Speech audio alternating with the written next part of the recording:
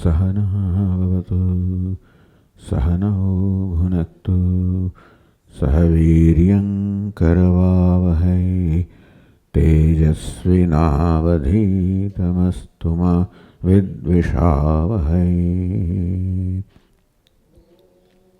शान्ति शान्ति शान्तिः।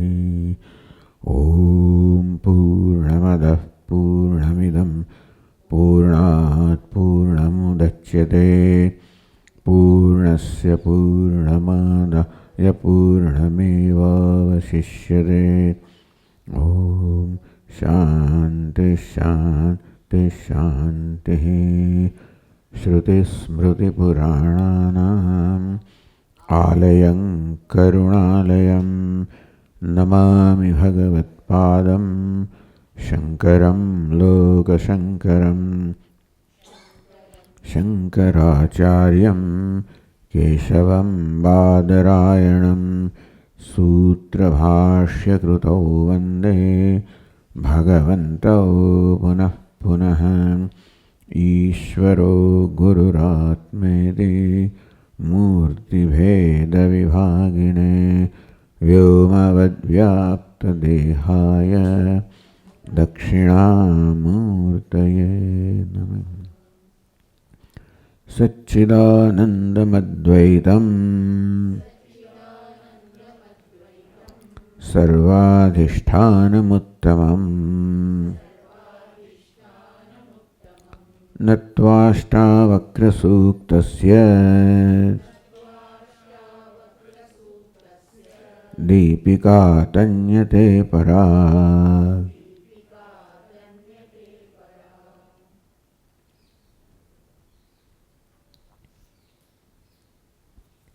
यस्यान्तस्यादहङ्कारः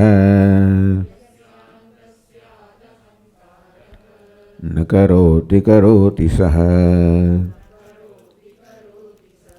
निरहङ्कारधीरेण न किञ्चिदकृतं कृतं नोद्विग्नं न च सन् बाकी से यस्यान्तस्यादहङ्कारः न करोति करोति सः। જેની અંદર અહંકાર છે, અધ્યાસને કારણે જન્મેલી અહમ વૃત્તિ છે, અહમ બુદ્ધિ છે. અહમ વૃત્તિ કરતા અહમ બુદ્ધિ છે. અહમ વિશ્વનો એ પ્રકારનો એક નિશ્ચય છે કે અહમ છું, હું છું, વ્યક્તિ છું, મર્યાદિત છું. ન કરોતિ કરોતિ સહ, એ બહારથી એમ જણાય કે કંઈ કરતો નથી, છતાં પણ સહ કરોતિ, એ અંદરથી હું નથી કરતો એ પ્રકારનો સંકલ્પ ધરાવે છે. આમ સામાન્ય મનુષ્ય, અજ્ઞાની મનુષ્ય, જેને આપણે કહીએ કે અહંકાર ધરાવે છે, એ ક્યાં તો એવો સંકલ્પ ધરાવે કે હું કરી રહ્યો છું અથવા નથી કરતો. જ્યારે કરવું અને ન કરવું બંને ઉપાધિના ધર્મો છે. પોતે જ્યારે હું કરું છું ત્યારે પણ ઉપાધિમાં અહમભાવ દ્વારા કહે છે, નથી કરતો એ પણ ઉપાધિના અહમભાવમાંથી જન્મેલું છે. મળે ન કરોથી બહારથી એમ લાગે કે કરતો નથી, પરંતુ એની પોતાની દ્રષ્ટિએ કરોતી, હું કરી રહ્યો છું કે નથી કરતો એ પ્રકારનો સંકલ્પ ન હોય છે. નિરહંકાર ધીરેણ, જે અહંકાર રહિતનો છે, એનો અધ્યાસ દૂર થઈ ગયો છે, જેનો આત્મામાં બ્રહ્મ અહમભાવ સ્થાપિત થયો છે. તેથી આત્મા છે, બ્રહ્મ છે, અકર્તા છે, નિષ્કર્મ છે. અહંકાર નિરહંકાર ધીરેણ ન કિંચિત અકૃતમ કૃતમ, ન કિંચિત અકૃતમ, એના વડે કંઈ નથી થયું એમ પણ નથી, કૃતમ થયું પણ ન કિંચિત અકૃતમ ન કિંચિત કૃતમ, એવું આપણે કહ્યું. એના વડે અકૃતમ પણ કાંઈ નથી કે કૃતમ પણ કાંઈ નથી. એવું નથી કરતો એ પ્રકારનો પણ ખ્યાલ કે અભિમાન ધરાવતો નથી. હું કરું છું એ પ્રકારનો અભિમાન પણ ધરાવતો નથી. નથી કરતો, કરો છું, બંને અભિમાન છે. ઉપાધિમાં અહમ ભાવને કારણે એનાથી મુક્ત છે. યસ્ય નાહંકૃતો ભાવ બુદ્ધિ યસ્યને લિપ્યતે. જેનો અહંકૃતો ભાવ નથી, જેની બુદ્ધિ લેપાયમાન થતી હતી. આ પ્રકારે ભગવદ્ ગીતામાં વર્ણન કર્યું. એ જ વસ્તુ આ શ્લોકમાં કહેવામાં આવે. અહમ ભાવ જ્યારે ન હોય ત્યારે હું કંઈક કરું છું એ પ્રકારનું અભિમાન નથી. હત્વા બી સૈમાન લોકાન હંતિ નહીં બધ્યતે. એટલે બહારથી આ મહાપુરુષ કર્મ કરતો જણાય તો પણ પોતાની દ્રષ્ટિએ કંઈ કરતો નથી. હત્વા બી સૈમાન લોક આવું કર્મ કરે છે. આ સર્વ લોકને હત્વા આપી એમની હત્યા કરવા છતાં પણ, અર્થાત બહારથી આ પ્રકાર હત્યાનું કર્મ કરતો જણાતો હોવા છતાં પણ પોતાની દ્રષ્ટિએ કંઈ જ કરતો નથી. હત્વા લોકાન ન કરોતિ ન લિપ્યતે. એ કંઈ કર્મ કરતો નથી. ન લિપ્યતે. તેથી આનામાં લિપાયમાન. લેપ તો હંમેશા ઉપાધિમાં અહમભાવના કારણે જન્મતો હોય છે. એટલે જ ઉપાધિ વડે જે કર્મ થાય, હું કરું છું એ પ્રકારનું અભિમાન હોય. એ કર્મના પરિણામ જે ફળ પ્રાપ્ત થાય, મારું ફળ છે, એ સફળતા છે, નિષ્ફળતા છે, એ ફળ ઉત્પન્ન કરનાર હું છું. કર્મનું ફળ મળે ત્યારે કર્મ અહમભાવ કે કર્તૃત્વ હોવાના કારણે ફળમાં પણ મમ ભાવ હોય, અહમ ભાવ હોય. એના કારણે જજમેન્ટ થાય. હું સફળ છું, હું નિષ્ફળ છું. હવે કોઈ લેપથી મુક્ત છે. આને સંસાર કહેવામાં આવ્યો. ભગવાન અર્જુનને એ જ કહેવા માંગે છે કે કર્મ કરવું એ સંસાર નથી. ત્યાં સુધી હત્વાપી સૈમાન લોકાન, આમનો ઘાત કરવો એ સંસાર નથી. વેદા વિનાશનમ નિત્યમ યેનમજમ અવ્યયમ કથમ ચ પુરુષ પાર્થ કમ ઘાતયતિ હંતિકમ. યસ્થી નાહંકૃતો અહંકારનો ભાવ નથી. એટલે શું છે? વેદા વિનાશનમ નિત્યમ. એ અહમને અવિનાશી નિત્યમ જાણે છે. યેનમ અજમ અવ્યયમ. અહમને પોતાને જે નિત્ય અવિનાશી અજન્મા જાણે છે. કથમ સ પુરુષ પાર્થ કમ ઘાતયતિ હંતિકમ. એ પાર્થ મહાપુરુષ કમ ઘાતયતિ હંતિકમ. એ કોની પાસે ઘાત કરાવે કે કોનો ઘાત કરે? એટલે કર્મ કરવા પણ, કર્મ પ્રેરક પણ એનામાં હોતું નથી. ન લિપ્યતે. માટે બહાર ઘોર કર્મ કરતો જણાતો હોવા છતાં પણ લેપાયમાન થતો નથી. બહુ મોટી વાત કરવામાં આવી. અત્યંત મોટી વાત કરવામાં આવી. આ ઇન્દ્રએ ત્યાં પ્રસારદનને કહી, કૌશિતકી ઉપનિષદમાં, કે આટલું ઇન્દ્ર હોવાને કારણે, ત્રિલોકીનાથ હોવાને કારણે અનુગ્રહ નિગ્રહ કરવો જ પડે તો જ વ્યવસ્થા જળવાઈ રહે. પણ જે વ્યવસ્થાનું ઉલ્લંઘન કરતા હોય, ભંગ કરતા હોય, એમને સજા કરવી એનું કામ છે. વ્યવસ્થાનું પાલન કરતા હોય, એના પર ઉપકાર અનુગ્રહ કરવો એ બધું કામ છે. અનુગ્રહ નિગ્રહ. તો નિગ્રહની પ્રક્રિયામાં આ બધાનો ઘાત પણ થઈ ગયો. જે લોકો આ પ્રકારે વિરોધ કરતા હતા, તો જે લોકો ઉલ્લંઘન કરતા હતા નિયમનું, કાયદાનું, છતાં મારો એક વાળ પણ વાંકો ન થયો. મારા મુખના તેજમાં કોઈ પ્રકારની કાલીમાં ન આવી. અર્થાત ઘોર કર્મે પણ મને કોઈ પ્રકારની અસર ન કરી, કારણ કે હું કર્મ કરું છું એ પ્રકારનું અભિમાન ન હતું. આવું પણ હોઈ શકે. ભારતીય સંસ્કૃતિ આ કહે છે. આવા પ્રકારનું ધ્યેય, એટલે કે એનો અર્થ નહીં કોઈ ઘાત કરવાનું છે, કયા પ્રકારે વધ કરવાનું છે. પણ આવું ઘોર કર્મ કરવા છતાં પણ કર્મ થતું નથી. અને આ રીતે કોઈ પણ પ્રકારનું કર્મ કરવા છતાં મનુષ્ય મુક્ત રહી શકે છે. કે મુક્તિ એનું સ્વરૂપ જ છે અને આ કર્મ પણ એનું સ્વરૂપ જ છે. આ રીતે પોતાને જાણવો, અમે નિષ્ઠા પ્રાપ્ત કરવી એ એના મુક્તિ એ છે જીવનનું. એટલે મુક્ત થઈને જીવવું છે. ન કરોતિ સ ન કિંચિત અકૃતમ કૃતમ. પછી કોઈ પ્રકારનું દબાણ નથી, પરવશતા નથી કે આ કરવું જોઈએ કે ન જ કરવું જોઈએ. આમ કરવું જોઈએ ન કરવું જોઈએ, કારણ કે મેં કર્યું મેં ના કર્યું આ કોઈ પ્રકારનો ખ્યાલ જ નથી જેનામાં. આ પ્રકારની ઉત્કૃષ્ટ સ્થિતિનું વર્ણન છે અહીંયા આગળ. મુક્ત ચિત્તમ વર્ણયતિ દ્વાભ્યામ. હવે પાછા મુક્ત ચિત્તનું બે શ્લોકમાં વર્ણન કરે છે. તો 30મા શ્લોકમાં કહે છે નોદ્વિગ્નમ ન ચ સંતુષ્ટમ અકર્તૃસ્પંદવર્જિતમ નિરાશમ ગત સંદેહમ ચિત્તમ મુક્તસ્ય રાજતે.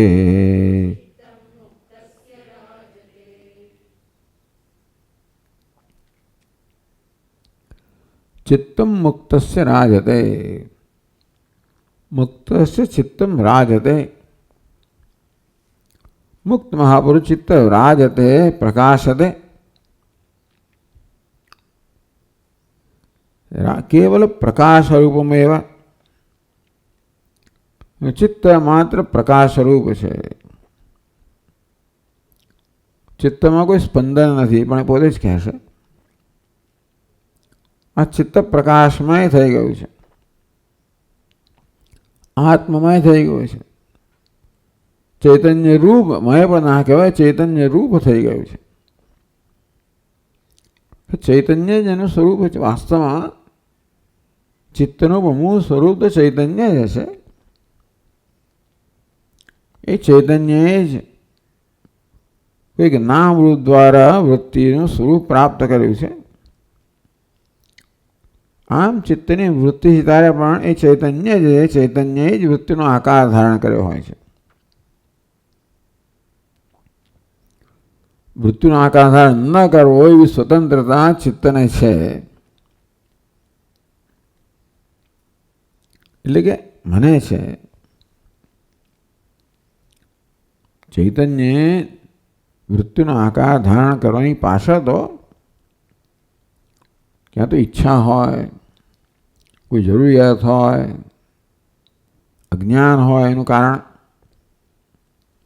અવિદ્યા, કામ, કર્મ.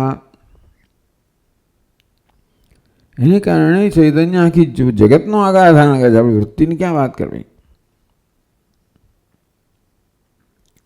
ચૈતન્ય જ અવિદ્યા કામને કારણે કર્મ એટલે કે સમગ્ર સર્જન કરે છે.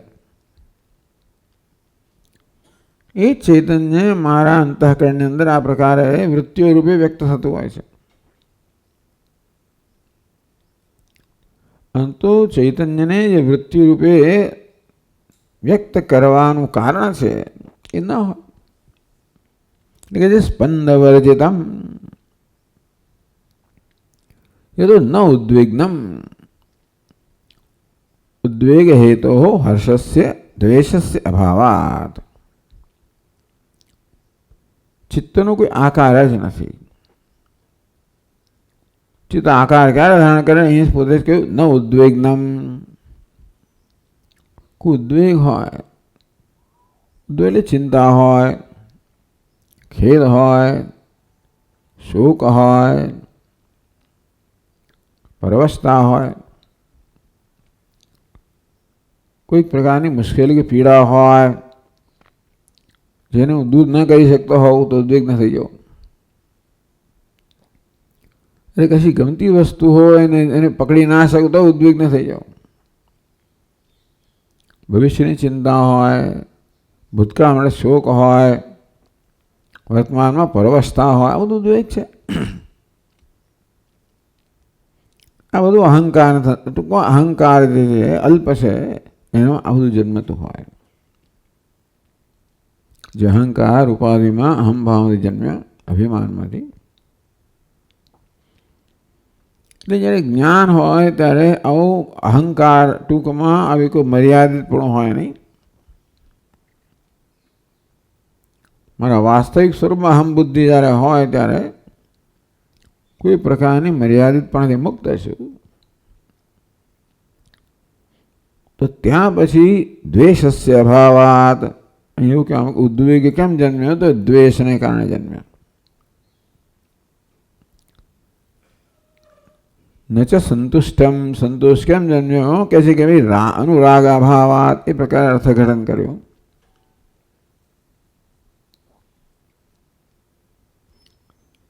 અર્થાત ચિત્તમાં વૃત્તિ જન્મવાનું કારણ રાગદ્વેષ છે. વાસના એટલે રાગદ્વેષની સૂક્ષ્મ અવસ્થા, અને વાસના એટલે અવિદ્યાની ઉપજ. ઉપાધિમાં અહમભાવની ઉપજ છે વાસના. એની વાસના કઈ? એ ઉપાધિમાં અહમભાવ, એમાંથી પછી રાગદ્વેષ જન્મે. એટલે અલ્પતા જન્મે, રાગદ્વેષ જન્મે. તો સંતુષ્ટમ, રાગને સંતોષ થાય તો સંતોષ જન્મે. રાગને સંતોષ થાય તો દ્વેષ જન્મે. તો કે બંને સંતોષ, તો બંનેનો ઉદ્વેગ કહેવા જોઈએ ખરેખર તો. ત્યાં ઉદ્વેગને ન સંતુષ્ટ, નિરાશ પણ થતું નથી અને હર્ષ ઉલ્લાસિત પણ થતું નથી.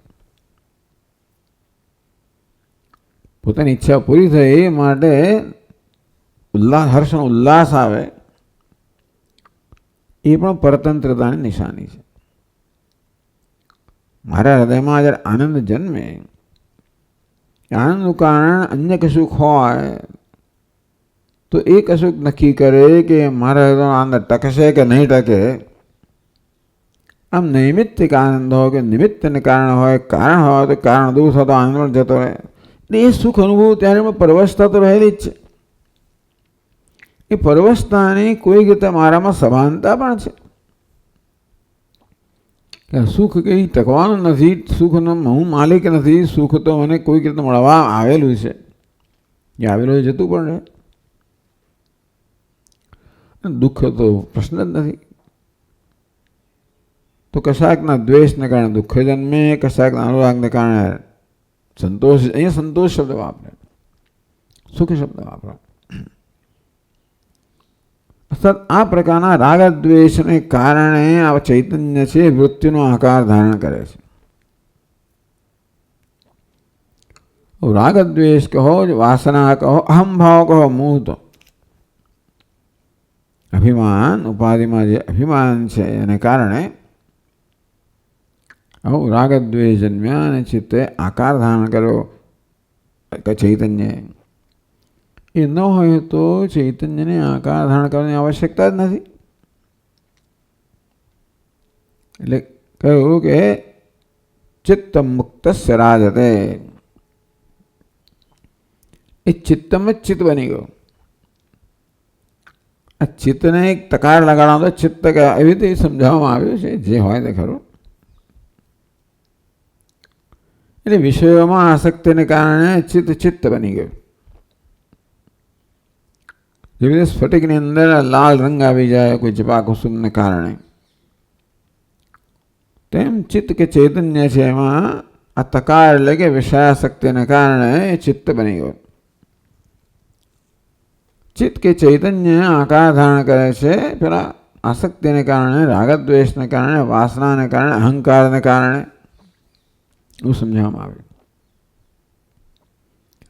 અને માટે ચિત્તને ચિત્ત બનવા માટે આકાર ધારણ કરવાનું એક કારણ છે. ચિત્ત સ્વયં તો ચિત્ત જ છે, એ ચિત્તરૂપે દેખાય છે. ચિત્તરૂપે ભાષે એટલે પછી અલ્પ થઈ જાય.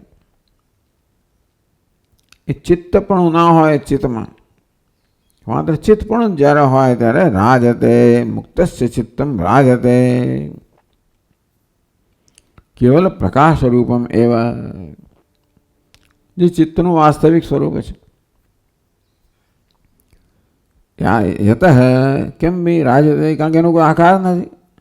નોદ્વેગ્નમ ન ચ સંતુષ્ટમ, આ પ્રકારના દ્વંદ્વની અસરથી મુક્ત છે. કોઈ ઉદ્વેગ નથી કે કોઈ સંતોષ નથી, કોઈ દ્વેષ નથી, કોઈ અનુરાગ નથી, અર્થાત કોઈ જરૂરિયાત નથી, કોઈ અલ્પતા નથી, અને કોઈ અહમ જાતની કોઈ પ્રકારની આવી વૃત્તિ નથી કે ગ્રંથિ નથી. સ્પંદ વર્જિતમ રાજતે, કોઈ સ્પંદન નથી. એટલે વૃત્તિને આપણે સ્પંદન કહીએ. અચિત છે ચૈતન્ય સ્પંદન પામે એટલે વૃત્તિના રૂપમાં પરિણમે. એ વૃત્તિ પછી જગતના રૂપમાં પરિણમે. આમ સર્વસર્જન છે ચિત્તના સ્પંદનનું પરિણામ છે. અને સ્પંદન એટલે ચિત્તમાં આ પ્રકારનો સંકલ્પ જન્મવો. શું કામયત તથા સ્પંદ વર્જિતમ સંકલ્પ વિકલ્પ શૂન્યમ, કોઈ સંકલ્પ વિકલ્પ જન્મતો નથી. સંકલ્પ પણ જરૂરિયાતનું પરિણામ છે. કંઈક સર્જન કરવાની, કશું કરવાની જરૂરતને માટે સંકલ્પ ક્યારે જન્મે? કર્મ કરતા પહેલા જન્મે. ઘણી વાર ચર્ચા કરે સંકલ્પમાંથી કામના જન્મે, કામનામાંથી કર્મ જન્મે. સંકલ્પ એટલે ગ્રંથિ. અહમની ગ્રંથિ મૂળ સંકલ્પ છે. એ ગ્રંથિ સાથે અલ્પતા સંકળાયેલી છે. એમાંથી જ કામના જન્મવાની છે, કારણ કે અપૂર્ણતાથી મુક્ત થવાની. એમાંથી કર્મ જન્મવાનું છે. આ પ્રકારની મૂળ ગ્રંથિ જે અહંકાર છે એ જ આ બધા સ્પંદનો જન્માવે છે. તો સ્પંદ વર્જિતમ સંકલ્પ વિકલ્પ શૂન્યમ, આ મનનો સ્વભાવ છે સંકલ્પ વિકલ્પ કરવો. કશું કરતા પહેલા કોઈ પ્રકારના નિશ્ચય પર આવતા પહેલા મન હંમેશા આ પ્રકારની સ્થિતિમાંથી પસાર થતો હોય. એનો વિકલ્પ આ કરું કે પેલું કરવું, પેલું સારું લાગે છે આમથી, આમથી બરાબર નથી, પેલું આમથી સારું લાગે છે આમથી બરાબર. એમ સંકલ્પ વિકલ્પમાં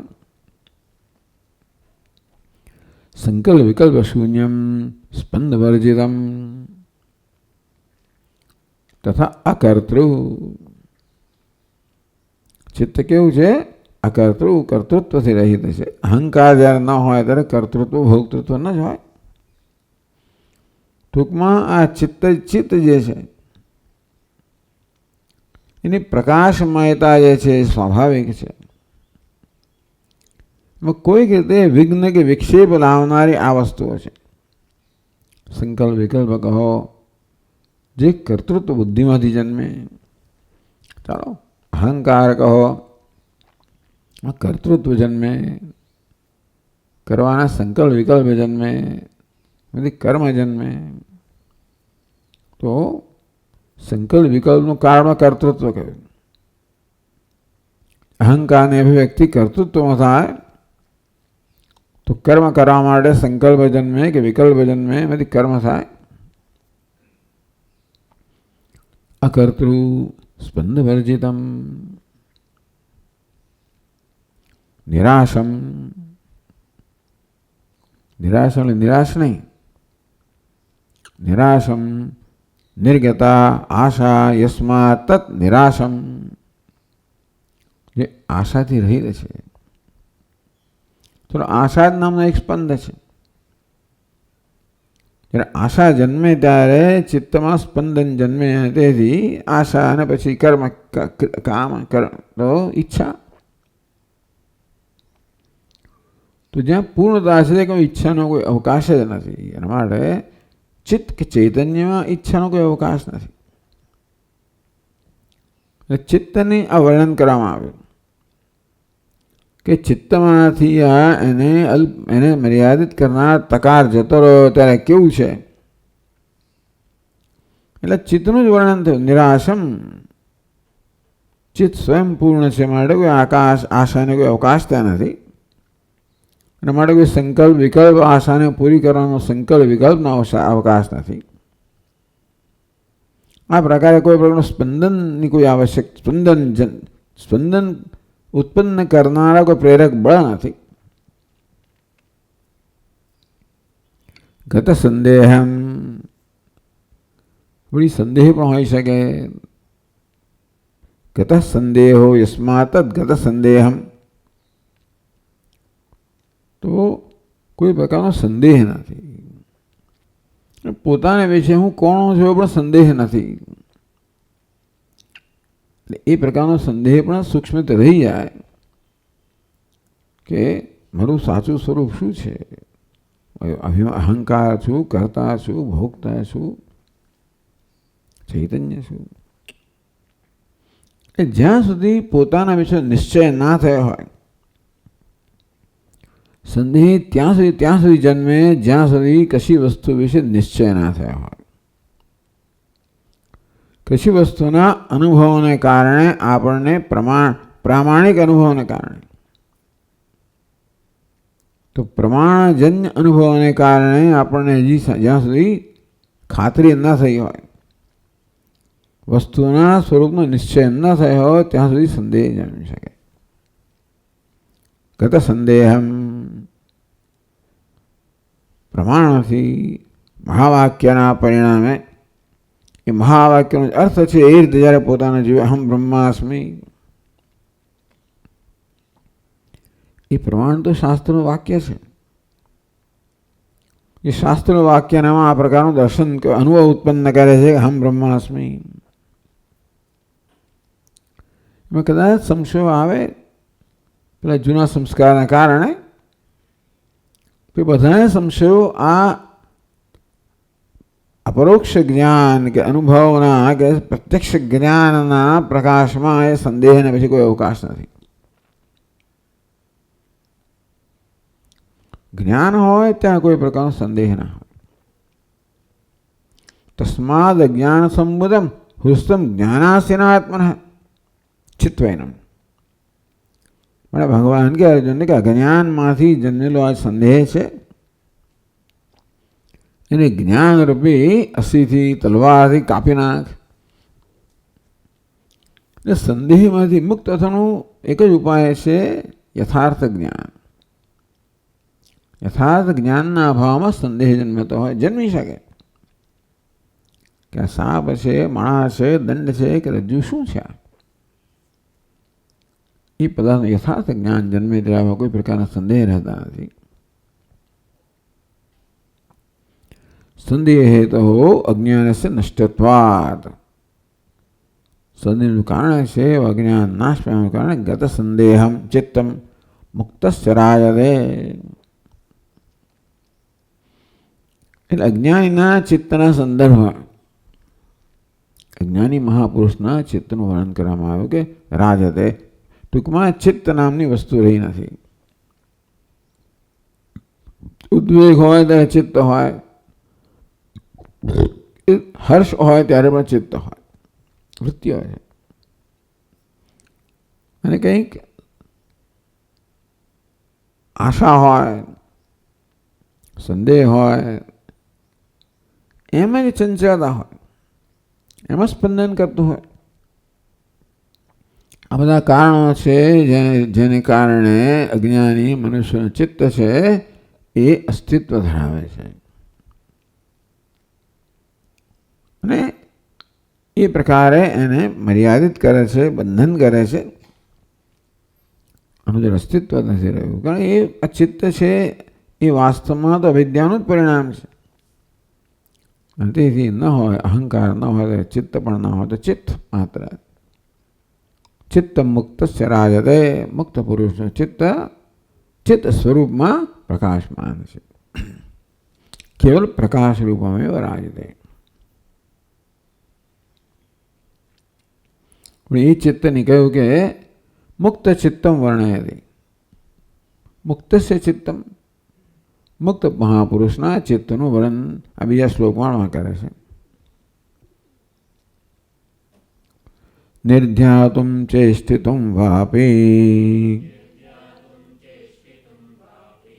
यच्चित्तं न प्रवर्तते निर्निमित्तमिदं किन्तु निर्ध्यायति विचेष्टते।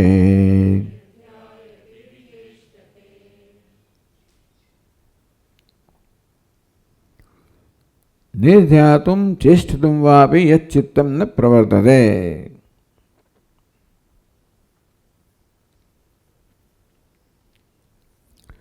यस्य ज्ञानिनः चित्तं निर्ध्यातुं निष्क्रियत्वेन स्थातुं न प्रवर्तते। ટૂંકમાં ચિત્તમાં સક્રિયતા હોય, ધ્યાન એ ચિત્તની એકાગ્રતા, જેને સમાધિ ધ્યાન એટલે ચિત્તનો એક જ સજાતીય વૃત્તિ પ્રવાહ.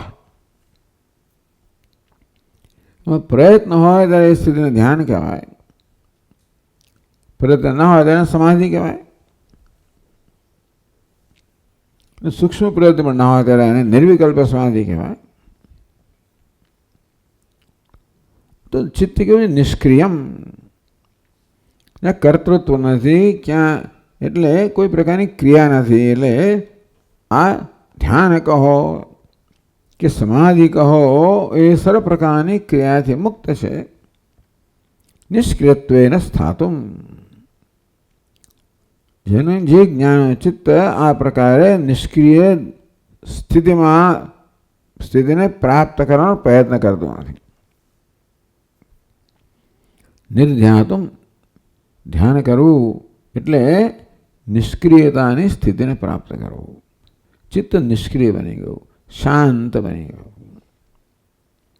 તો એને સક્રિયતા હોય, અશાંતિ હોય, ત્યાં આગળ નિષ્ક્રિયતા કહો, શાંતિ કહો, એને પ્રાપ્ત કરવાનો પ્રયત્ન હોય.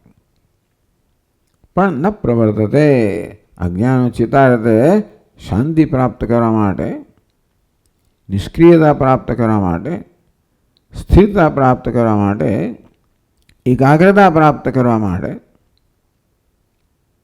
નિશ્ચિતતા પ્રાપ્ત કરવાની કોઈ પ્રયત્ન કરતો નથી, કારણ કે એ સ્થિતિમાં વિરાજમાન છે. નિર્ધ્યાતુમ ચેષ્ટિતુમ વાપી, અથવા તો કોઈ ચેષ્ટા કરવાની પણ કોઈ પ્રવૃત્તિ નથી. ચેષ્ટિતુમ ચેષ્ટામ સંકલ્પાદિરૂપામ કર્તુમ વાપી ન પ્રવર્તતે ન સંકલ્પયતિ. સંકલ્પ ચિત્તની જાતે જ કરતું હોય છે. ચિત્તમાં આ પ્રકારે ચેષ્ટા હોય ત્યારે આપણે ચેષ્ટાનો વિરોધ હોય તો પછી આપણે ચિત્તને નિશ્ચેષ્ટ કરવા માંગીએ, નિષ્ક્રિય બનાવવા માંગીએ, તેથી આપણે શાંતિનો અનુભવ કરી શકીએ. તો પછી એવા ચિત્ત વળી બાજુ સંકલ્પ, જો હજી એમાં કોઈ વાસનાઓ રહી ગઈ હોય તો ચિત્ત બાજુ સંકલ્પની ચેષ્ટા કરે. એટલે એને સમાધિની અંદર પણ, સુષુપ્તિની અંદર પણ સંસ્કારો રહી ગયા હોય તો ચિત્ત વળી બાજુ ચેષ્ટા કે સંકલ્પ કરવા માંડે.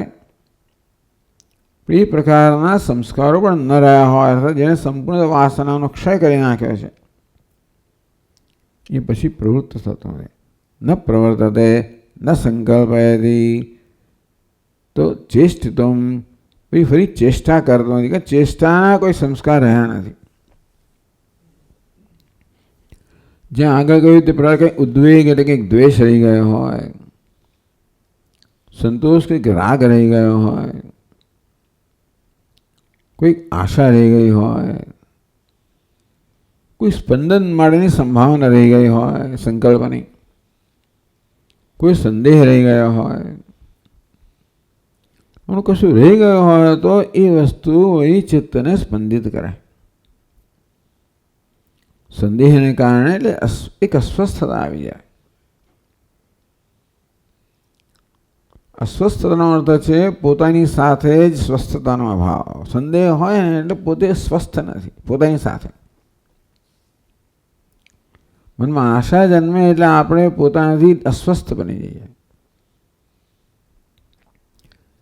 અનકમ્ફર્ટેબલ બની જઈએ. કારણ કે આશા ધરાવવાનો ચિત્ત છે એનાથી મને સ્વસ્થતા ના હોય. સંદેહ ધરાવનારા ચિત્ર અહમ, આશા ધરાવનારા અહમથી મને સ્વસ્થતા ના હોય. સંદેહ ધરાવનારા અહમથી મને સ્વસ્થતા ના હોય. દ્વેષ ધરાવનારા અહમથી મને સ્વસ્થતા ના હોય. રાગ ધરાવનારા અહમથી મને સ્વસ્થતા ના હોય. એ અહમમાં આ કશું પણ હોય તો અસ્વસ્થ હો.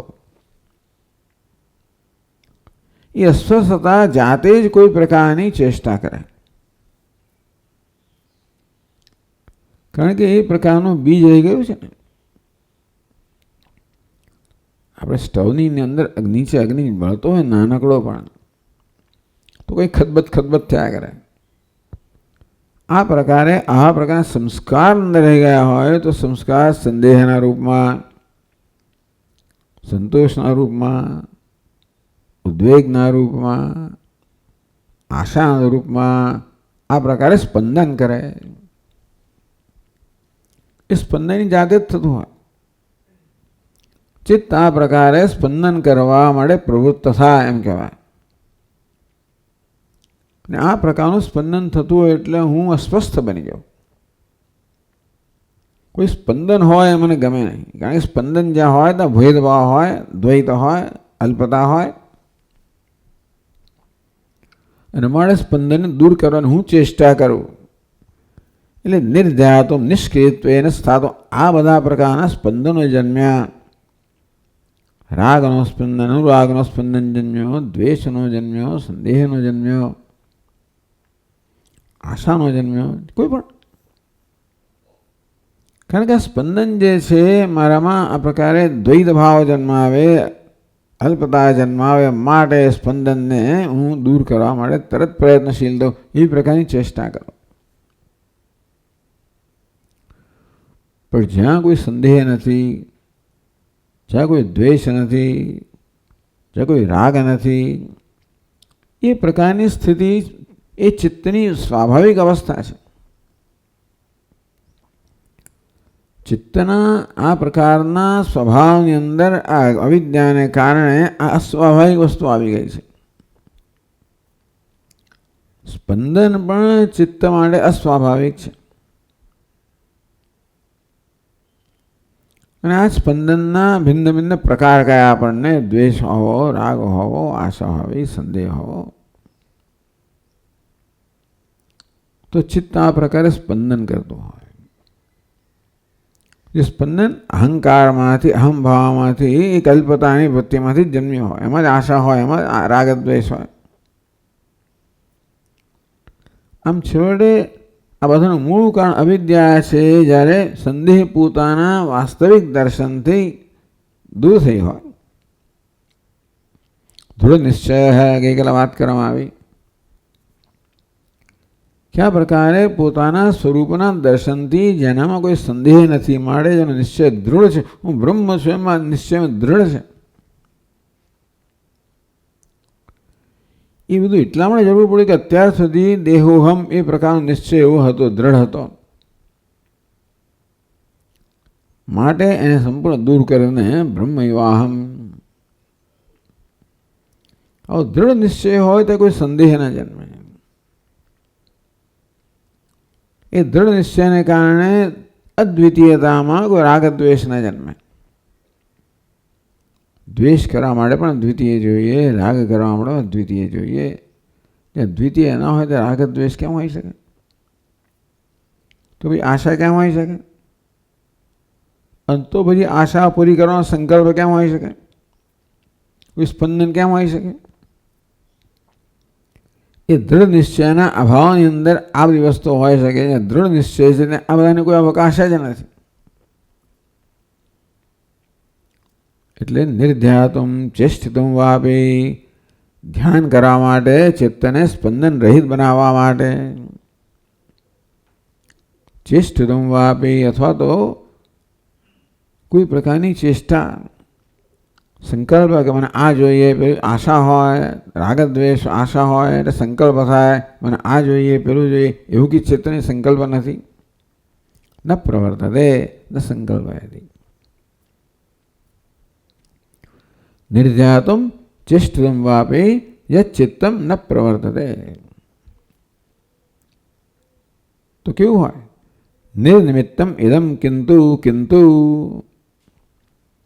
કિંતુ એટલે શું? ત્યારે શું? કિંતુ એટલે ત્યારે શું? એ નિર્ધ્યાતુમ ન પ્રવર્તતે, ચેષ્ટિતુમ વાપી ન પ્રવર્તતે, તથા કિમ પ્રવર્તતે? કિંતુ પ્રવર્તતે. તો કહે છે, એનો ઉત્તર આપે છે કિંતુ. પ્રશ્ન પૂછ્યો, નિર્નિમિત્તમ ઇદમ, કિંતુ ઇદમ નિર્નિમિત્તમ, જ્ઞાનીને ચિત્તમ નિર્નિમિત્તમ. સર્વ પ્રકારના નિમિત્તથી મુક્ત થઈ ગયો. અર્થાત સ્પંદન જન્માવના રોગો પર નિમિત્ત હોય, સર્વ નિમિત્તથી દૂર મુક્ત થઈ ગયું. આપણે વર્ણન કર્યું. દ્વેષ એક નિમિત્ત છે, અનુરાગ બીજું નિમિત્ત છે, સંદેહ ત્રીજું નિમિત્ત છે, આશા ચોથું. હવે નિમિત્તનું વર્ણન કરવામાં આવ્યું. આ બધા નિમિત્તો છે જે ચિત્તને સ્પંદિત કરે છે. આપણે સ્પંદિત કરતા નથી, ચિત્ત સ્પંદિત થાય છે. આ પ્રકાર નિમિત્તો નિર્નિમિત્તમ. ટૂંકમાં આ પ્રકારે આત્માના પોતાના દૃઢ જ્ઞાનથી ચિત્તને વિક્ષિપ્ત કરનારા, સ્પંદિત કરનારા કોઈ નિમિત્ત રહ્યા નથી જ્ઞાનના પ્રકાશમાં. બધા જ નિમિત્તો અહંકારમાંથી જન્મતા હતા. અહંકાર એટલે જેને અહંકારને સત્ય માનવામાં આવે, એવા અહંકારમાંથી જ આ બધા પ્રકારના સ્પંદન નિમિત્તો જન્મતા હતા. એ ન હોય ત્યારે ચિત્તને સ્પંદિત કરવાનું કોઈ નિમિત્ત જ નથી. કિંતુ જ્ઞાન ચિત્તમ નિર્નિમિત્તમ સંકલ્પરહિતમેવ નિર્ધ્યાયતિ.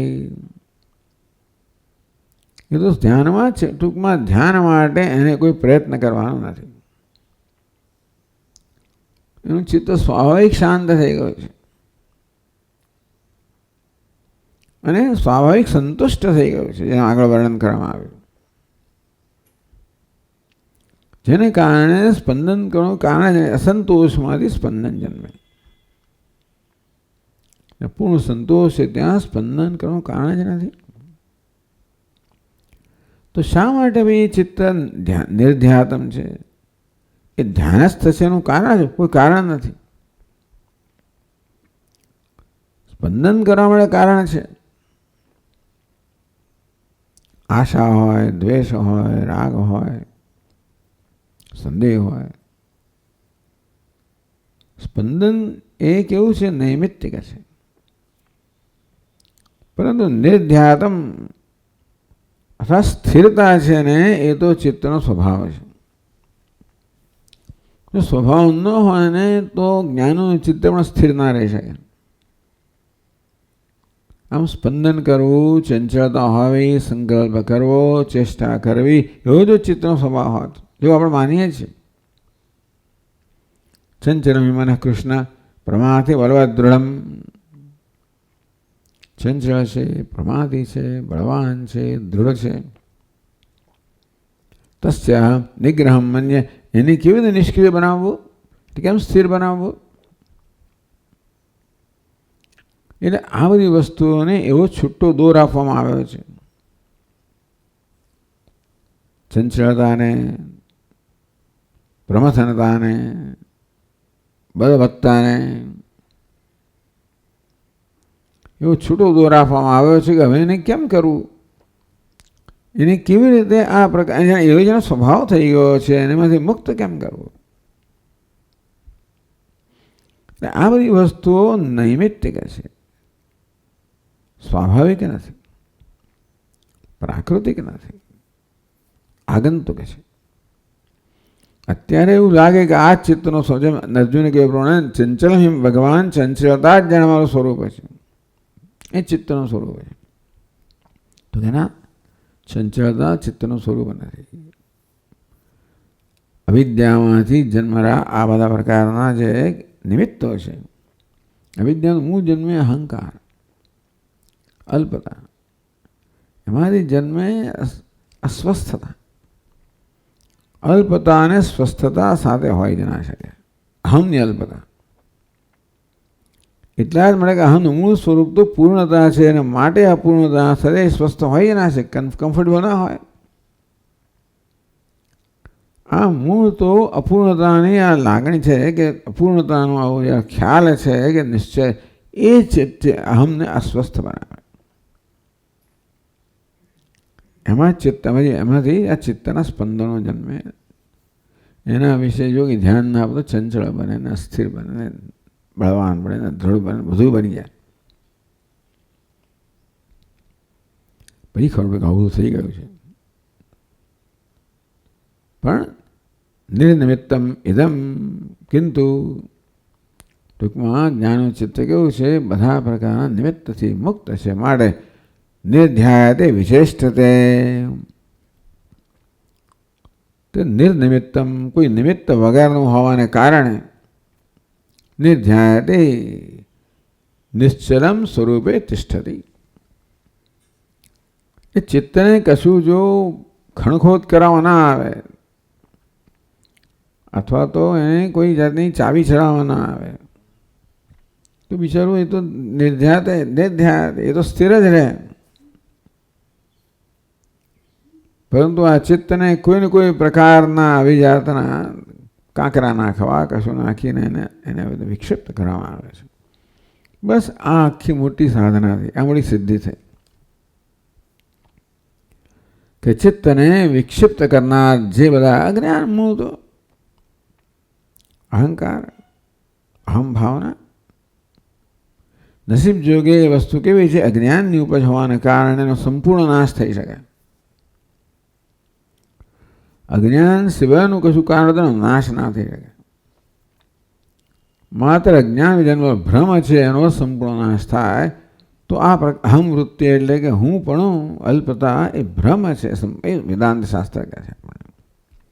સંપૂર્ણ નાશ થાય.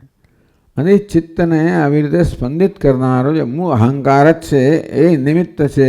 એ જ્યારે ન રહે ત્યારે ચિત્ત સ્વાભાવિક અસ્પંદિત થઈ જાય, સ્પંદ રહિત થઈ જાય. નિર્ધ્યાતિ નિશ્ચલમ સ્વરૂપે તિષ્ઠતી. એ પોતાનું સ્વરૂપ બની રહે. ત્યાં સ્વરૂપમાં નિશ્ચલતા હોય. ક્યાં કોઈ એની ચંચળતા જન્માવનારા કોઈ એવા બહારના એવા કારણ ના હોય, નિમિત્ત ના હોય. તથા વિચેષ્ટતે વિવિધામ ચેષ્ટામ કરોતી. હવે પેલા પ્રારબ્ધના સંસ્કાર રહી ગયા. બે પ્રકારના, એક અજ્ઞાનના સંસ્કાર છે જેને આપણે જીવ સૃષ્ટિ કહીએ. બે પ્રારબ્ધના સંસ્કાર છે અને અત્યારે આપણે ઈશ્વર સૃષ્ટિ કહીએ. કારણ કે આ દેહ છે ને એનું પ્રારબ્ધ છે એ તો મેં ભૂતકાળમાં ભલે મેં કર્મ કર્યા હોય, પણ છેવટે મારા કર્મને કારણે ઈશ્વર આ સર્જન કર્યું છે દેહનું. એ પ્રારબ્ધના આપણે ઈશ્વર સૃષ્ટિ કહીએ. એ સંસ્કાર રહી ગયા છે ઉપાધિમાં. એ આ ચિત્તને ચેષ્ટા કરાવે. તથા વિચેષ્ટતે, ચિત્તના કોઈ પ્રકારના સંકલ્પ વગર ચેષ્ટા થતી હોય છે. કોણ કરાવે? પ્રારબ્ધ કરાવે, સમષ્ટિ કરાવે, ઈશ્વર કરાવે. તથા વિચેષ્ટતે નિર્નિમિત્તમ વિચેષ્ટતે. નિર્નિમિત્તમ નિર્ધ્યાયતે. કોઈ નિમિત્ત વગર નિશ્ચમ સ્વરૂપમાં સ્વરૂપે તિષ્ઠતી. અથવા નિર્નિમિત્તમ વિચેષ્ટ. એની ચેષ્ટા હોય એનું પણ કોઈ નિમિત્ત નથી, અર્થાત વ્યક્તિગત પ્રયોજન નથી. સામાન્ય મનુષ્ય ચિત્ત ચેષ્ટા કરે ત્યારે એમાં વ્યક્તિગત પ્રયોજન હોય, એવું સંકલ્પ હોય કે આ કરવું છે, આ પ્રાપ્ત કરવું છે, આ સિદ્ધ કરવું છે. એ કોઈ પ્રકાર કશું સિદ્ધ કરવાનો સંકલ્પ નથી. કશું સિદ્ધ કરવાનો, મેળવવાનો, બનવાનો કોઈ પ્રકાર આવો સંકલ્પ હોય સામાન્ય મનુષ્યમાં, એને ચિત્તને ચેષ્ટા તો ચેષ્ટિત કરે. આવું એટલે કે નિર્નિમિત્ત અનિમિત્ત છે. અજ્ઞાની મનુષ્યના ચિત્તને આ પ્રકારે ચેષ્ટિત કરવા માટે, પ્રવૃત્ત કરવા માટે નિમિત્ત છે. આવો અહંકાર, અલ્પતા એ ન હોવાને કારણે નિમિત્ત રહ્યું નથી તો ચિત્ત ચેષ્ટા કેમ કરે છે? ચિત્ત જ્યારે પોતાની સ્વાભાવિક અવસ્થામાં સ્થિત થઈ ગયું તો કોઈક જાતના નિમિત્ત વગર એ પ્રકારના સ્થિત હતું તો ચેષ્ટા કેમ કરે છે? એનું કોઈ વ્યક્તિગત નિમિત્ત નથી. એમ કહેવાય કે સમષ્ટિ જે નિમિત્ત છે એને કારણે ચેષ્ટામાં પ્રેરિત કરવામાં આવે છે. એટલે કે નિર્નિમિત્તમ જે ચેષ્ટતે, કોઈ પ્રકારના નિમિત્ત વગર, વ્યક્તિગત પ્રયોજન વગર ચેષ્ટતે વિવિધામ વિચેષ્ટતે વિવિધામ ચેષ્ટામ કરોતી. એમાં પણ જ્ઞાનીનો કોઈ પ્રકારનું કર્તૃત્વ નથી, અકર્તૃ, કોઈ સંકલ્પ નથી. પોતાના સંકલ્પ વગર ચિત્ત હવે એની જાતે જ કરે છે, જે કરવું એ કરે છે. ચિત્ત એની જાતે સ્વયં નિશ્ચેષ્ટ બની જાય છે અને એ પ્રેરણાથી ચિત્ત સ્વયં ચેષ્ટા કરતો થઈ જાય છે. આમ જ્ઞાની સર્વ રીતે કેવો છે? ઉદાસીન છે. ઉદાસીન ઉદાસીન પ્રકાશમ ચ પ્રવૃત્તિમ ચ મોહમેવ ચ પાંડવ ન દ્વેષી સંપ્રવૃત્તાની ન નિવૃત્તાની કાંક્ષતિ ઉદાસીન ઉદાસીન ગુણૈર્યો ન વિચાર્યતે ગુણા વર્તન્તે. એ ચિત્તની પ્રવૃત્તિમાં એ કોઈ દખલગીરી કરતો નથી. પ્રવૃત્તિ હોવા છતાં પણ ચિત્ત સ્વસ્થ છે. અગત્યની વસ્તુ સ્વસ્થતા છે. ચેષ્ટા કરો તો એ સ્વસ્થતા છે. ચેષ્ટા ન કરે ત્યારે સ્વસ્થતા છે જ, પણ ચેષ્ટા કરે ત્યારે પણ સ્વસ્થતા છે. ગુણા વર્તન્તે ઇત્યવદ યો છે યો તિષ્ઠતિ ન ઇંગતે. આ પ્રકારે 2 શ્લોકમાં જ્ઞાની મહાપુરુષના ચિત્તનું વર્ણન કરવામાં આવ્યું.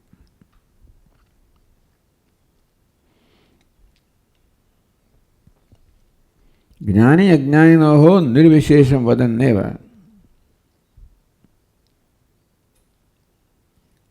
જ્ઞાનીનો વિરલત્વમ આહાર. તો જ્ઞાની અને અજ્ઞાની બંને વચ્ચેનો નિર્વિશેષમ વદન કે વિશેષમ વદન એવા જ્ઞાનના વિરલત્વમાં આહાર. જ્ઞાની અજ્ઞાની વચ્ચેનો એની વિશેષતા બતાવે છે, ભેદ બતાવે છે. અથવા એમ લાગે કે બે વચ્ચે કોઈ ભેદ નથી એક દ્રષ્ટિએ જુઓ તો. અચ્છા, બે દ્રષ્ટિએ જ્ઞાનની વિરલતા બતાવે છે. તો 32મા શ્લોકમાં કહે છે તત્વમ યથાર્થમાકર્ણ્ય મંદઃ પ્રાપ્નોતિ મૂઢતામ અથવા યાતિ સંકોચમ અમૂઢઃ કોપી મૂઢવત. એમ કહેવાય જ્ઞાની અજ્ઞાની બંને મૂળ છે, એ પ્રકારે એમનામાં વિશેષતા નથી. આમ બહારથી બંને મૂળ જણાય. એક વાસ્તવિક મૂળ છે, બીજો લોકો એને પારખી ન શકે માટે મૂળ જણાય છે. કારણ કે આગળ કહ્યું ને કે બાલિશ નથી, જાણે કે બાલિશની જેમ કોઈ પ્રકારનો સંકલ્પ કરતો નથી. એનામાં એ બાળક જેવો છે. બાળકમાં કોઈ પ્રકારનું પ્રયોજન નથી, કોઈ સંકલ્પ નથી. હું આ કર્મ કરીશ, આ પ્રાપ્ત કરીશ, એવા કોઈ પ્રકારના સંકલ્પ વગર, કોઈ પ્રયોજન વગર બાળક ચેષ્ટા કરતો હોય તે રીતે જ્ઞાની પુરુષ પણ ચેષ્ટા કરે છે, એવું બતાવ્યું. એમાં પેલો મૂળ તો બાળક જેવો દેખાતો હોય બહારથી, પણ બાલિશ નથી. તો મૂળ જેવો દેખાય પણ મૂઢ નથી. તો પહેલા મંદ પ્રાપ્ત નહોતી મૂઢતા. આ મંદની વાત કરવામાં આવી. મંદ અજ્ઞાની. તત્વમ યથાર્થમ આકર્ણ્ય. યથાર્થમ તત્વમ. તો યથાર્થ તત્વનો જે યથાર્થ એટલે જે વાસ્તવિકતા છે, આકર્ણ્ય શ્રુતે આકર્ણ્ય, શ્રુતિ તત્વનું જે પ્રકારે નિરૂપણ કરે ગુરુમુખથી શ્રવણ કરીને, તત્વમ પદાર્થ ભેદમ આકર્ણ્ય, એક ત્વમ પદાર્થ છે, તત્પદાર્થ છે, હવે ભિન્ન છે. ટૂંક બધા અત્યારે આ ભેદ કોઈ જાણતું નથી, અથવા એને ભિન્ન માને છે તત્વને, અને આકર્ણ્ય જે ત્વમ માને છે વાસ્તવમાં તત્ છે. એ પ્રકારે આકર્ણ્ય તું બ્રહ્મ છે, તો પૂર્ણ છે.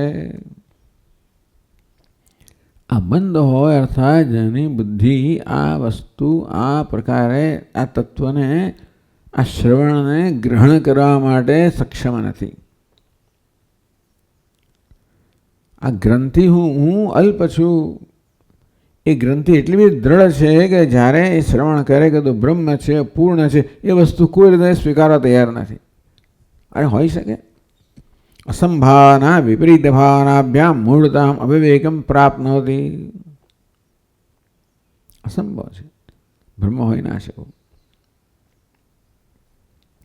વિપરીત ભાવનાભ્યામ દેહોમ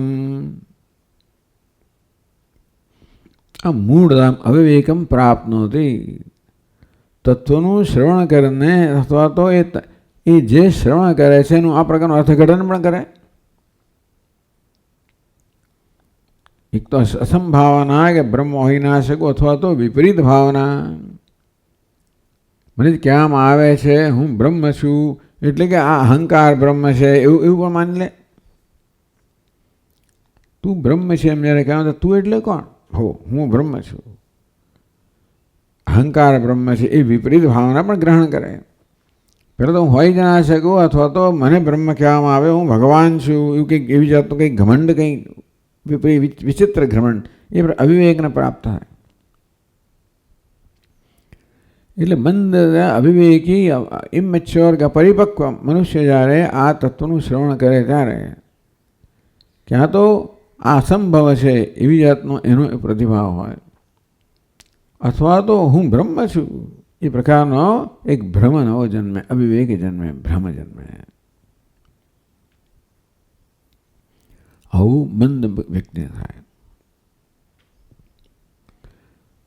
અથવા આયાતિ સંકોચમ.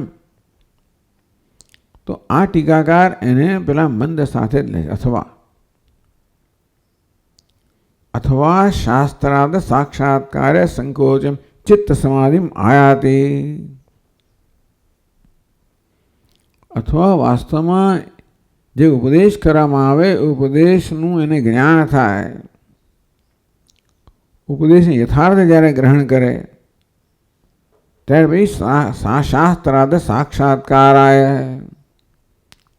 તો શાસ્ત્રને કહેવાનો સાક્ષાત્કાર કરવા માટે સંકોચમ ચિત્ત સમાધિમ આયાતિ, ચિત્તને સમાહિત કરે, જેથી યથાર્થ તત્વનો ઉપદેશ કરવામાં આવ્યો એનો પોતે સાક્ષાત્કાર કરી શકે. એટલે મંદમાં આ વસ્તુ થાય. ક્યાં તો એનામાં અસંભાવના જન્મે કે વિપરીત ભાવના જન્મે, અથવા યથાર્થ જ્ઞાન યથાર્થ સમજ જન્મે. તો એ સમજને યથાર્થ બનાવવા માટે એ પ્રકારનો પ્રયત્ન કરે પોતાના ચિત્તને સમાહિત કરવા માટે. અમૂઢ કોપી મૂઢવત. કોપી કોઈક એટલે કહ્યું કે વિરલત્વમ આહ જ્ઞાનિના વિરલત્વમ આહ જ્ઞાની વિરલ છે. કોપી સહસ્રેષુ એક અંત અસમૂઢોપી સંકોચમ અસમૂઢ. અસમૂઢ કોપી મૂઢવત આયાતિ સંકોચમ આયાતિ. તો અમૂઢ છે એ મૂઢવત સંકોચમ આયાતિ. અમૂઢ કેવો છે? અંત અસમૂઢોપી, અંદરથી અસમૂઢ છે. મૂઢવત આયાતિ બાહ્યગત્યા મૂઢવત બહિર્વ્યવહાર કરતા ભવતી. તો બહાર જે મૂળ છે એટલા માટે કે વાસ્તવમાં એ નિર્નિમિત્ત છે, એ અકર્તા છે, નિષ્પ્રયત્ન છે, અર્થાત એની ઉપાધિ દ્વારા કર્મ થઈ રહ્યું છે. પરંતુ આ સમજ ન હોવાને કારણે સામાન્ય માણસ એમ માને કે આ પ્રકારનું કર્મ કરી રહ્યો છે. અર્થાત વાસ્તવમાં અસમૂઢ છે, અકર્તા છે, એને બહારથી કરતા આપણનો આરોપ કરીને કર્મ કરી રહ્યો છે એ પ્રકારની નો ખ્યાલ સામાન્ય મનુષ્ય સેવે. એ મૂળ કર્મ કરી રહ્યો છે એ કર્તૃત્વ ભાવથી કરી રહ્યો, મૂળતાનું પ્રદર્શન છે. એટલે આ જે અંદરથી અસમૂળ છે, બહારથી પણ અકર્તા જ છે, અસમૂળ છે, અકર્તા છે, કોઈ કર્તૃત્વ નથી. એ પણ જ્યારે એની ઉપાધિ વડે કર્મ થઈ રહ્યું હોય ત્યારે પણ જે દ્રષ્ટા છે એમ માને કે કર્મ કરી રહ્યો છે. આમ જ્યારે કર્મ કોઈ થઈ રહ્યું હોય કોઈ ઉપાધિમાં, ત્યારે કે જ્યારે આ ઉપાધિમાં કર્મ થાય ત્યારે હું કર્મ કરી રહ્યો છું. અને તેથી કોઈ પણ ઉપાધિમાં કર્મ થાય ત્યારે કર્મ કરવામાં આવી રહ્યું છે એ મારો સામાન્ય નિશ્ચય હોય. આમ બીજાને હું મારી પોતાની દ્રષ્ટિ મૂલવતો હોઉં અને કેવી રીતે હાથ ઊંચો થાય તો હું કરી રહ્યો છું, અત્યારે બોલાય તો હું બોલી રહ્યો છું, હું સાંભળી રહ્યો છું. પ્રાણને પ્રાણ ના ભવતી વદનવાદ પશ્ચન ચક્ષુ, જોયું તો હું જોઈ રહ્યો છું, હું સાંભળી રહ્યો છું, હું વિચાર. આ પ્રકારનો મારા વિશે નિર્ણય હોવાને કારણે કોઈ જોઈ રહ્યું હોય, સાંભળી રહ્યું હોય, વિચારી રહ્યું હોય ત્યારે ત્યાં જોનાર છે, સાંભળનાર છે, વિચારનાર છે, એ પ્રકારની કલ્પના થાય છે. અને તેથી બીજા મૂળ માણસો જે પ્રકારે કરતા હોય બહારથી એના ક્રમે એ પ્રકારના જ જણાવવાને કારણે એ પણ મૂળ છે એ જાતનો કોઈ માણસ બીજા લોકો નિશ્ચય કરે. એટલે બહારથી મૂળ જેવો જણાવતા હોવા છતાં પણ અંદરથી અમૂળ હોય એવો તો વિરલ હોય. બહારથી મૂળ જેવું જણાય છે. કોઈ પ્રકારના કર્તૃત્વ વગર કર્મ થઈ રહ્યું છે, આ પ્રકારની સ્થિતિ જેને પ્રાપ્ત કરી છે, અર્થાત ઉપાધિમાં અહમભાવથી સંપૂર્ણ મુક્ત થઈ ગયો છે અને પોતાના સ્વરૂપ યથાર્થ જ્ઞાન છે. કર્મણી અકર્મય પશ્ચેત અકર્મય છે કર્મય. આમ જે આત્માને અકર્મમાં જાણે છે અને ઉપાધિમાં સર્વકર્મ થયું એ પણ જાણે છે. માટે નાન્યમ ગુણેભ્ય કર્તારમ યદા દ્રષ્ટાનું પશ્યતિ ગુણેભ્યશ્ચ પરમ વેતી મદભાવમ શોધી ગચ્છતિ. સર્વકર્મ તો આ ત્રણ ગુણો વડે જ થઈ રહ્યું છે અને ત્રણ ગુણોથી પર જે છે હું છે એ પણ જાણે છે. મદભાવમ શોધી ગચ્છતિ. આ પ્રકારનો વિવેક ધરાવે છે કે કર્મ સર્વ ઉપાધિના સ્તરે છે અને હું અકર્તા છું. એ અસમૂઢ અંત અર્થાત અંતર્ગત્યા અંત પોતે જાણે છે કે પોતે અસમૂઢ છે અને બહાર શું કર્મ થાય એના માટે એને કોઈ ફિકર નથી ને. શું કર્મ ઉપાધિના સ્તરે થયેલું છે પોતે નક્કી કરતો ન હોવાના કારણે એને કોઈ જાતની ચિંતા નથી, કોઈ દખલગીરી નથી, કોઈ કર્તૃત્વ નથી. કર્મ બરોબર થઈ રહ્યું હોય, વ્યવસ્થિત થઈ રહ્યું હોય, કોઈ વ્યવસ્થિત એટલે માની કે કોઈ વ્યવસ્થિત કરનાર કોઈ છે અને તેથી બહારથી મૂળ જેવું જણાય, અંદરથી અસમૂળ છે. આ પ્રકારે અર્થઘટન કરવામાં આવ્યું. અથવા તો અસમૂળ સંકોચમ આયાતી. જે અસમૂળ છે, જે સમૂળ એટલે અવિવેકી, જે વિવેકી છે જ્યારે ગુરુમુખથી શાસ્ત્રોનું શ્રવણ કરે ત્યારે યથાર્થ એ ગ્રહણ કરે. અંતેથી સંકોચમ આયાતી. એમ કહી શકાય કે આ રીતે આત્મામાં નિષ્ઠ થવા માટે મનને સંકુચિત કરે, સમાહિત કરે. જે વિવેકી હોય તે અને અસમૂઢ હોય એ તો કંઈ કરતો જ નથી. એટલે अथवा संकोचम आयाते, संकोचम चित्त समाधिम आयाते चित्त समाधिम कुरुते. तो એને મૂળ સાથે જ, કારણ કે હજી એનો મોહ ગયો નથી, માટે ચિત્તને સમાહિત કરીને મોહ દૂર કરવાની આવશ્યકતા છે, માટે એ પ્રકારની પ્રવૃત્તિ કરે છે. એટલે એ પ્રકારની પ્રવૃત્તિ પણ અસંમૂઢમાં નથી. અને ચિત્તને સમાહિત કરવાના પ્રયત્નની પણ આવશ્યકતા નથી. અર્થાત પોતાની દ્રષ્ટિએ સંપૂર્ણ રીતે નિષ્ક્રિય છે કે નિષ્કર્મ છે એમ કહેવાય. નિષ્ક્રિયતાને આપણે તમોગુણ માનીએ તો નિષ્કર્મ છે, એટલે નૈષ્કર્મ્ય કહેવામાં આવ્યું કે સર્વ પ્રકારના કર્મથી રહિત છે, અકર્મ છે, નિષ્કર્મ છે. નિષ્કર્મ બહુ ઉત્તમ શબ્દ છે. હવે નૈષ્કર્મ્યમાં સ્થિત છે. એવું હોવાને કારણે એની ઉપાધિ એની જાતે કર્મ કરી રહી છે, એ નથી કરાવતો. આ પ્રકારનો વિવેક સામાન્ય મનુષ્યના માટે એને પણ બીજા જો જ ગણી લેવામાં આવે, મૂળ માનવામાં આવે, જે પોતાની દ્રષ્ટિએ અસમૂળ છે. ને કોપી કહેવામાં આવ્યો. આમ સર્વ કર્મ થઈ રહ્યા હોય ત્યારે પણ કર્મની પ્રવૃત્તો બી નૈવ કિંચિત કરો તે કર્મ સર્વ પ્રવૃત્તો હોય તો કંઈ કરતો નથી, એવો કોઈ દુર્લભ મનુષ્ય હોય અસમૂળ. એ પ્રકારે હવે ભિન્ન ભિન્ન રૂપે જ્ઞાની મહાપુરુષનું જીવન મુક્તનું વર્ણન થઈ રહ્યું છે. દરેક શ્લોકમાં કંઈ ને કંઈ નવી નવી દ્રષ્ટિ આપણને પ્રદાન થઈ રહી છે જીવન મુક્ત વિશેની. અને આ રીતે આપણા પોતાના સ્વરૂપનું અનુસંધાન કરવા માટેના આ ભિન્ન ભિન્ન પ્રકારના આપણને ભિન્ન ભિન્ન આવી રીતે પદ્ધતિ આપવામાં આવી રહી છે.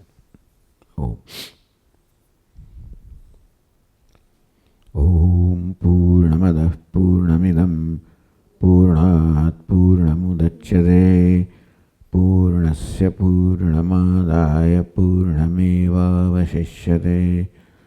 ઓમ શાંતિ શાંતિ શાંતિ.